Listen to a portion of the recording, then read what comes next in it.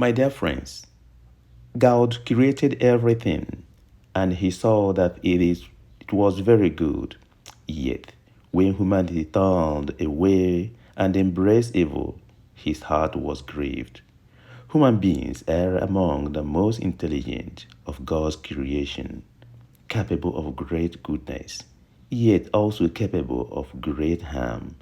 The choice is always before us. May we choose what is right. May we live in love, truth, and compassion.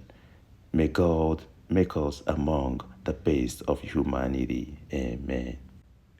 Dios creó todo y vio que era muy bueno, pero cuando la humanidad se desvió y abrazó el mal, su corazón se entristeció.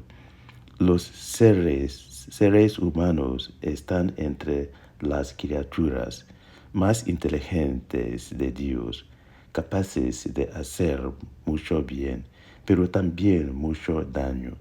La elección siempre está ante nosotros, que elijamos lo correcto, que vivemos en el amor, la verdad y la compasión.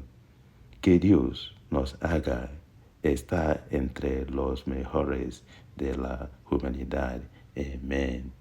Chineke kere ihe niile hụ na ha dị ezigbo mma, mana mgbe mmadụ dachapụrụ bido mebe ihe ọjọọ o wutere ya n'obi.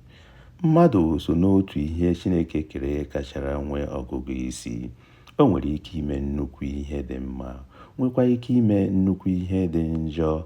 Ọ dịzi anyị n'aka ịhọrọ nke anyị chọrọ. Ka anyị họrọ ihe ọma, ka anyị bie ndụ ịhụnanya, eziokwu na obi ebere. Ka Chineke mee ka anyị sonye na ndị kacha mma n'etiti mmadụ. Amen.